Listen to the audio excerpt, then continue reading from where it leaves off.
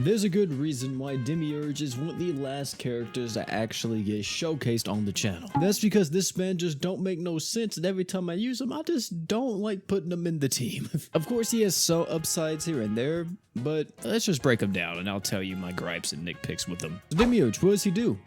Exist. Demiurge's main passive is that when unafflicted by a status element, he buffs up his damage by 80% and equipment CT speed by 20%. As for the kit itself, his skill is able to apply an overtime arch-gen buff to himself. His art is lowering the enemy's magic res. His true art is buffing up all ally status element resist by 100% and giving everyone a damage barrier. Mind you, this does not cleanse. His super art is going to be his flagship move. This is able to stack fire damage every single time he uses it, and it doesn't have a limit. You can literally stack as much as you want to, well, technically as much as you want to, but if you use your super art when you're above 80% HP, you also will refund 100 art gauge. Very solid in that department. As for Demi slots, we have a 5-star magic, 5-star physical, 4-star heal, or if you take him all the way up to LB7, he'll get a 4-star support. In terms of best in slot stuff here, you can always go with their true weapons, since all these characters do have their true weapons, and Demiurge isn't too bad if you want to go with it. If you don't want to go with Demi's true weapon, you could always go with the Over-Reliables, Exceeds X, Alma's Hat. You guys know the drill at this point. 5-star physical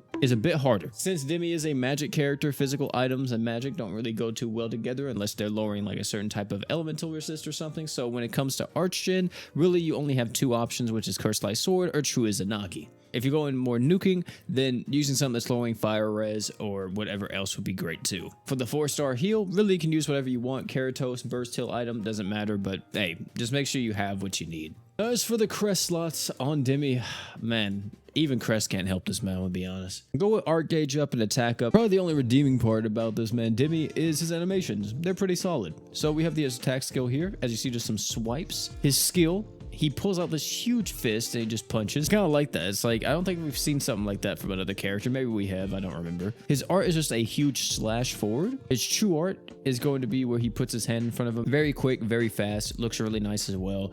So, hey, very practical. And then the super art, you don't actually get to see it because he jumped off screen. But I do really like his super art. It looks, I guess, kind of like just a bunch of lines right here. But yeah, I don't know. I like it. He's like doing this huge like rain down attack. I would say, you know, he's very standard, very much like a 7 out of 10 character, but decent animations at least, which, you know, that's the least this character can do. So one of the first things I actually try to do with him is use a mono fire team consisting of Chloe, Kirisame, and Ren. Now, the reason why I use Kiri in the damage quest, people be like, why are you bringing a tank to that? That was more so just to simulate, you know, maybe how this team would run if you're doing more of a like sustained fight. Because the thing about Demi is that he wants to be in a sustained fight, because the way how you play this character is very simple. As soon as you get that super art online, you kind of just want to keep pressing your super art to get more fire damage. Of course, using the true art as well isn't going to be too bad for you, since the true art does give you that status element resist, and on top of, like, you know, maybe utilizing stuff like lower riding mirror or whatever else, you're going to want to have as much status element resist as possible when fighting certain bosses in the game. So in this team, the main issue was just Arch-gen. We don't have Valentine's Day Priscilla. We do have Ren, and Ren does Arch-gen, or give everyone Arch-gen on her skill. I mean, it's still not like as fast as you would want it to be for a character like Demi. Mind you, Demi isn't a ramping attacker. Demi's trying to make everyone else hit harder.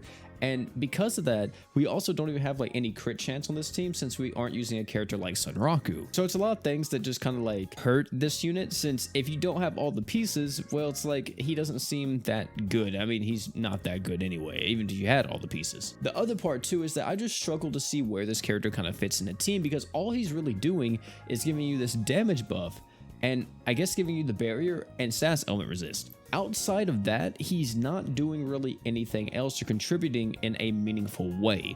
Some people may say that damage buff is enough, but like in sustained fights, do you really want to bring Demi into the fight just to be there? If anything, I feel like most of his utility is actually going to come from the fact that he gives the barrier on top of the status element resist, and the super art's just going to kind of be there. Which does suck, because from what I've heard, you know, people love this character when it comes to Overlord. He's a status element resist bot in high level content. Kind of sucks, you know, it kind of sucks. Even if he was more selfish and he was more of just a ramping damage dealer, kind of similar to that of like Chobei or something, he would probably be a bit better. But even then, I mean, he still needs like built-in crit chance or 100% defense ignore or something to actually hit hard on top of him ramping the damage. since he's kind of meant to be used alongside characters like Sunraku or other units that are already hitting hard that can, you know, make him hit harder with crit chance or defense ignore or whatever. So it's kind of like this, you know, very good mutual exchange going on with the team. Demi hit for 165 million, Rin with 131 million, Chloe with 49, and Kiri with 35.